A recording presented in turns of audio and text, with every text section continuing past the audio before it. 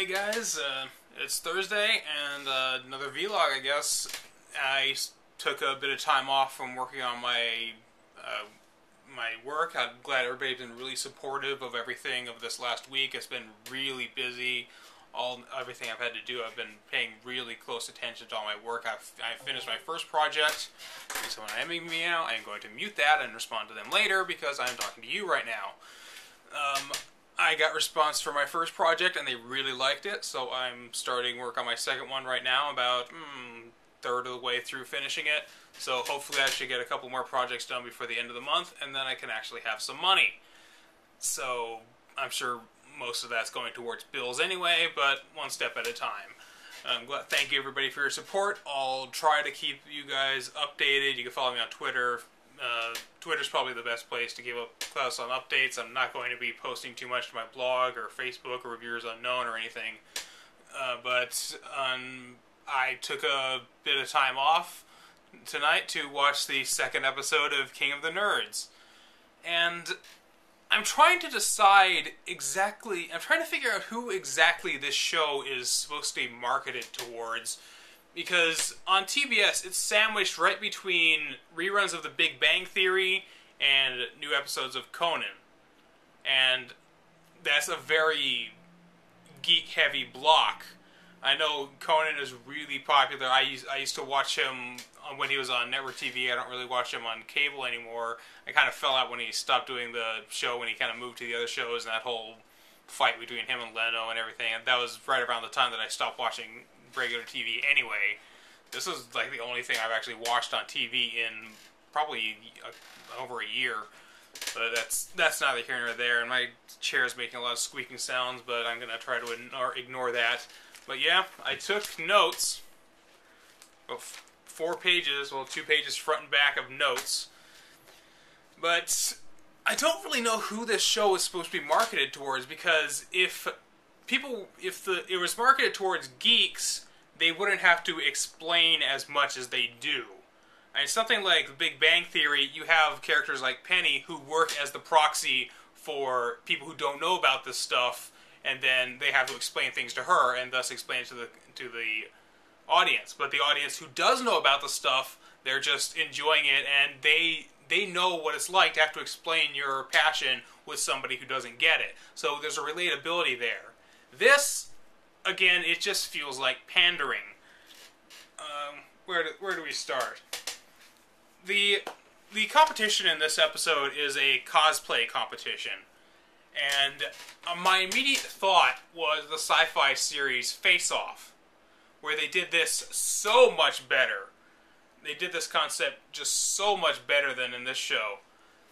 And you can't really fault them too much for that, because these aren't professional costume designers, these aren't professional makeup artists, they're just hobbyists. But the costumes... Sorry. Yeah. But the thing that really got to me was they had to explain what cosplay meant. They mentioned cosplay, and they had to have the description, the definition of cosplay, pop up on the screen, which is a combination of costume and play. I'm pretty sure you could figure that out just from the name, cosplay, or what they end up doing. And I thought that would be a one-time thing, but no, later on they went forward to describe steampunk and explain what that is. What can I say about this? They did the language thing again. They said, "Ir tak nigor," which he had to explain, because this one I didn't know, because I wasn't into that movie, but that was apparently good luck in Na'vi, which was either Avatar or the fairy from Legend of Zelda. And so they're doing the language thing again. They're explaining all the stuff that you don't... that if you're a geek, you know this stuff. And if you're not a geek, you're watching the show going, what is this stupid shit? So they ended up... one of the team had to be the villains, one of them was the heroes. And then they split them into, the villains were from a fantasy world, and the heroes were from a sci-fi world. So you kind of could picture it, Call of Cthulhu versus Firefly, which is sort of the teams they ended up making. One of them, they decided to be a cult that's trying to resurrect an elder god. The other one decided to be sort of a group on this like kind of desolate, far stars away planet. But the orange team was fantasy, blue team was, and they ended up coming up with this stupidest damn names. What names do they fucking get? They called themselves the Servants of the Forsaken Orb and Blextrophy. Which, they did the words thing again, because thankfully they had to explain this one to me. It was a combination of blue and extropy, which is the opposite of entropy. Okay, do you think that sounds nice? I guess. Do you want to do that? It's a stupid fucking name. And Servants of the Forsaken Orb, it fits with the fantasy theme. I got no real problems with that. But apparently they're going to be keeping those names for the teams for a while. And of course they call them Team Servants of the Forsaken Orb instead of just the Servants of the Forsaken Orb, because the graphic designers are morons.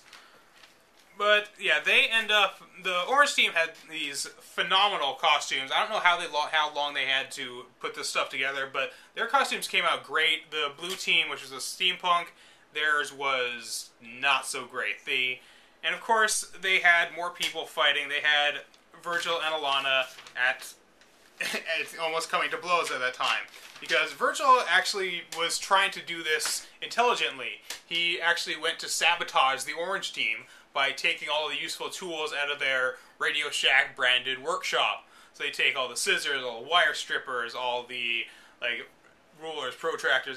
I'm just listing shit now, but he took all the useful stuff. Just the orange team wouldn't be able to get those things going, and of course they confronted him about it, and it is clearly staged. I don't doubt that this stuff actually happened during the filming. I'm gonna move this camera down a little bit, yeah. I don't doubt that this stuff actually happened during the filming, but they were clearly reenacting it for the cameras later. I guess they didn't get it on tape, or they had bad lines, and then later on when Alana confronted him about it, they are like the worst fucking actors, because they're not actors, they're just regular people, they're geeks. And of course they had to stage it again for the cameras because they couldn't capture it normally. So I know what you're doing, people. I know what you're doing, writers. So they end up bringing out 3 guests: Adam Bush, Yaya Han, and of course George Takei. And if you saw all the commercials, you could clearly, you hear him doing his, "Oh my." And of course one of the girls is like, "I totally hope he says, 'oh my.'" I don't think he says it. I don't think he says it at all during the show. So they had commercials for it, they played it up, and he was just kind of there. They kind of judged him on their cosplay, on their stories set up. Their stories were actually fairly interesting. One of them, they were like I said, they were a cult trying to resurrect an elder god, and the other was a steampunk group. They didn't seem to have a cohesive team built together.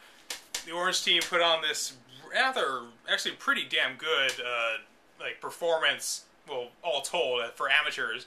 They actually looked good. Their costumes looked like something you could film. Blue team looked like shit. One of them was just kind of covered in like a silver unitard with metal plates stuck to it. He looked like a 1950s robot guy that that I made fun of in the previous episode, saying the 1950s boxy robot. That's what this guy kind of looked like. And then there was someone else there who was literally a box. She had like a big ass that almost looked like a Rubik's Cube box strapped to her back that she was carrying that around, and I guess she had like computer components in there. I don't know what to make of her, but yeah. Obviously the orange team won. The fantasy team won. So now the blue team has to go to the elimination round. And so they had the great idea they wanted to get the one guy that would be the most useful to them in the future. They wanted him gone. So they picked John again, the guy who just competed in the last Nerd Off and ended up winning. And what else did they say about this? I have other notes of stuff I want to go in through. And of course, the orange team actually said that the blue team's costumes were excellent. Bullshit. Those costumes looked like shit. I'm not claiming that I could do better, but the orange team's costumes were great. They looked like something you could film. The blue team looked like something you would film, but you wouldn't want to. If you're like filming something in the backyard, whatever. Orange team looked like a semi-professional independent production. Except for the demon dude, but he was walking around on stilts. That was impressive enough. So, the orange team, after winning, they're rewarded with, oh yeah, this was fucking stupid. They're rewarded with sword training, which pretty much boiled down to they put on armor and hit each other with swords. Now, I don't doubt that they actually did some sort of, like, training, like, be sure to, like, learning about parrying and different types of stances or attacks, but they don't show any of that on the TV show. They just show these 5 geeks playing around, playing grab-ass with swords and armor. And it really is indicative of what this entire show is. This show is, ha, look at all the nerds, look at the nerds, we made fun of them, let's make fun of them again. For they're into weird stuff, look at them, they're dressed up like a night elf, they look really hot, but they're dressed up like a silly night elf. I think she was a night elf. She might have been a blood... Well, she wasn't blue or purple, but I guess she didn't have time for the makeup. But she actually looked pretty damn good as an elf. I know... it must have been based on, like, the night elf, because they had the stuff on the eyes and everything. But that really is what this whole show was. It's like... They're just pushing this whole... Look at their silly... Look at these geeks. They're silly. They're dancing around looking like tards. And we're gonna... doing this under the guise of giving them money. And... It actually does feel insulting that they know so much about nerd culture, but they don't respect it the way that nerds actually do. Because the stuff that they force them to do is, this is what network executives think nerds think would be cool. But it's not really. They decide, well, after the sword training, of course, they get them set out, and of course they give them a victory feast. So my immediate thought was, because they have it set up, they have this big table set up, they got goblets and candelabras, like little things out there, and of course the big feast is Little Caesar's Pizza. They're geeks. They eat pizza all the fucking time. Yeah, they like pizza, I like pizza too, but go with the whole medieval thing. I was thinking something like medieval times. Give them like a roast. Give them like a pig, like a suckling pig. I'm sure none of them have had that. They might have had ham, but probably not a suckling pig before. Give them something that they've never had before. These are geeks. They eat pizza all the fucking time. They constantly eat pizza. They probably love pizza, but they're trying to do something special today. They're trying to do something special and unique. Give them something. Give them actual reward. Not just fucking not just fucking Little Caesar's Pizza. And of course, I knew it was Little Caesar's because A, I recognized the box because they showed the commercials during they showed it on all the damn commercials. But then one of the girls felt it was necessary to say, "Yay, Little Caesar's Pizza." I keep saying Carl's Jr. I had Carl's Jr. a couple days ago. I guess I still got it on my... But is it Little Caesar's Pizza? I love pizza. Who doesn't love pizza? But seriously, something else. Come on. That was just... come on, that was just fucking stupid. Why... pizza is not a feast. Pizza is, yeah, party food. Yeah, pizza's fun, pizza's cool, but it doesn't really mean a feast. Pizza is what you eat during Thanksgiving when you fuck up and burn the turkey. Turkey is a feast. Pizza is comfort food. And that's what they're trying to get them outside their comfort zone, but not pull them out too far. They're trying to get them to live their fantasies, and I'm sure their fantasy isn't to live off of pizza, because that's what they've been doing. So, anyway, they go into the Nerd-Off, which they say is going to be a trivia competition. Trivia for nerd realms, different nerd realms. So, they end up with the voting, they end up sending, yeah, like I said, they end up sending John and Alana, which were the two people from that team that ended up competing in chess on the same team. So they... Oh, my train of thought here. Alana wants help, so she actually goes over to the Orange team, and the Orange team had the somewhat brilliant idea. I thought this was actually pretty damn smart to help her. The Orange team decided to help Alana because they knew that she was the weakest member of the Blue team. And if she won and eliminated one of the stronger members, then that would help the Orange team in the end. So that was actually pretty damn brilliant. I'm actually kind of liking all the strategy involved with all this stuff, because I actually really like this kind of stuff when it comes to reality shows. The kind of strategy and planning that you don't really see in purely competition-based reality shows like Face Off, or I suppose to a lesser extent stuff like The Apprentice. Although The Apprentice also has a lot of this backstabbing and stuff. But if you want to see a good show that's in this vein, that's smart, that actually requires the players to think and plan about this stuff, there were two shows that come to mind. One was Solitary, which was, I think, from the reality channel, Fox Reality. I don't know if it's still on the air, but it was a really damn good show. It was very cerebral. It made you actually think about what you were doing. And the other show that comes to mind that is sadly only lasted like 2 seasons, and it's a shame because it was fucking brilliant, was a show called The Mole on ABC. And The Mole was absolutely phenomenal. This is crap. This is people parading out geeks to make fun of them. And I don't think the nerds realize that they're being made fun of.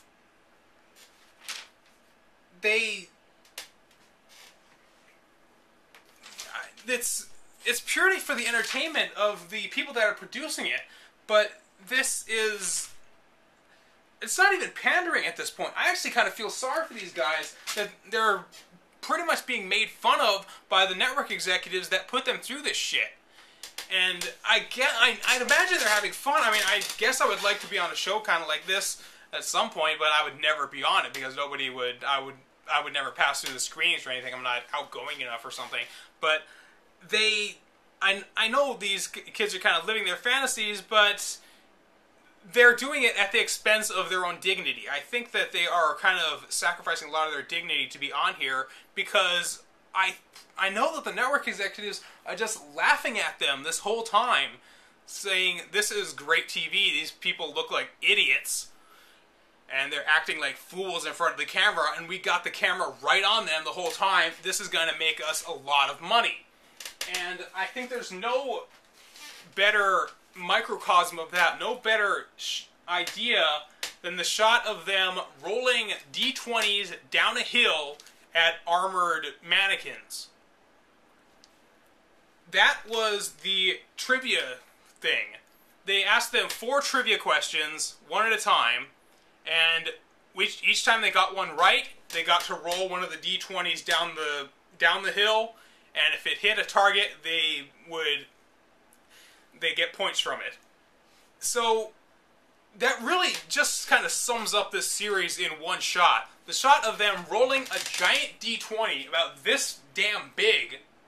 I'm not even sure if I'm in shot right now, but about this damn big, a giant D20, which of course the host called a dice. They called it a dice. The term is die.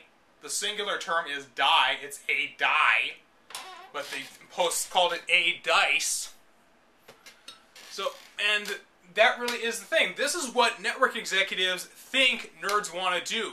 They think nerds want to roll giant D20s down a hill to hit targets at the bottom. And they think that makes for good TV. When they fight with dice, that's not really what they mean. So, they ended up... John was kicking ass at this. He had like 1,900 points, or he had like 1,600 points. Alana had like 400. So, and then out of some fluke of nature, she ends up rolling the die. It hits maybe one target, and kind of stops. And then she they cut to her in the confessional and say, the die stopped, and then I used my dark Jedi powers to move it with the powers of the Dark Force. And, of course, the die started moving because gravity physics, it somehow moved. And it ended up hitting like 3 other targets and scored her like 1,200 points in one go. Because she hit the target that was worth 1,000 points. And when it happened, of course, you can hear in the background, they're playing the Imperial March. And I immediately thought of that fucking car commercial with the kid walking around with the Darth Vader helmet, because Star Wars has been so homogenized into the pop culture that it's not really even geeky anymore. Star Wars is just there. Everybody understands Star Wars references to the point that if you're a fan of Star Wars, if you know what Star Wars is, you still can't even necessarily consider yourself a nerd. Especially now that Star Wars has really lost a lot of its everything. But it does kind of feel insulting that they're doing this kind of stuff to them when they know they're trying to live out this kind of fantasy, and the network executives are capitalizing on that. They're putting them through all these stupid tricks, making them dance around. Look at the geeks, look at the monkey, get back in your cage and dance, monkey. Ooh, you're crazy, you're silly, you're dressed up like an elf, you're dressed up like a demon on top of stilts. I don't know how the fuck this guy learned to walk on stilts. He must, I guess he just learned at one point for cosplay, but holy crap, that was impressive. And they didn't really draw any attention to it other than the fact that his back was hurting because he's on the fucking stilts. So, this show, it feels, I don't know who it's intended for, but I'm pretty damn sure it's not intended for nerds. It almost feels like it's intended for the people that made fun of nerds, because it's trying to understand them and failing miserably, but acting like it gets it. And I think that's more insulting than if they had than something like The Big Bang Theory, which actually gets a lot of the stuff right. I mean, there were good, intelligent shows out there, like I mentioned, Solitary, The Mole, where you actually had to think, you actually had to solve puzzles, and you had to plan ahead, and you had to make all these actions, and you had to stop the deception. But this show is just, they have competitions that are themed around geek culture, but it's still just as brain dead and moronic as anything else on TV. The rolling dice down the hill, rolling a die down the hill, is not all that different than something you'd see on Wipeout, where they just throw a giant medicine ball and have to hit targets at the bottom. Except it's a D20, and they're targets that are mannequins dressed up like knights. It's really no different. There's nothing involved in it cerebrally. Even though the other team, they're like, yeah, John, use your physics knowledge. What the fuck does what he knows about physics gonna affect how he knows how to roll a D20 down a hill? I don't think he ever studied anything like that in his physics classes. It's not gonna help him. So, what this show is, it's just a regular reality show with geek stuff over it. It's just a cosmetic change. It's just, I really don't know how to feel about this damn show. I'm kind of stumbling for words right now. But, so, in the end, John ended up losing by 100 points. Because when Alana used her Dark Force powers, she knocked over enough stuff to tie with him, and then she ended up pulling away at the end. So he ended up going home, and now the blue team has a shittier team for it. So that was King of the Nerds, Episode 2.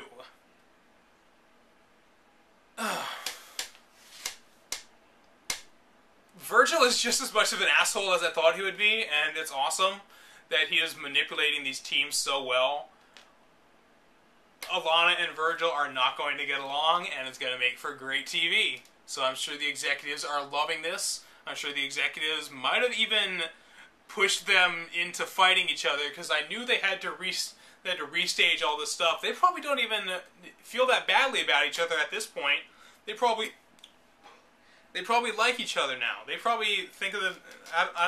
by the end of the show, I'm sure they are getting along just fine. But for the cameras, they're going to try to upplay this rivalry as long as they can until one of those two is eliminated. They're going to try to keep going this because it makes for great TV. I'm talking about it now, even though I don't fucking care about the damn show. So I guess I'm gonna keep watching it because I'm 2 episodes in now. No reason I can't stop. No real reason to stop now. But that was my break for work this week. Time to get back. Everybody take care and read a book, people. No, have fun with your friends. Play a game you like. Take care, everybody.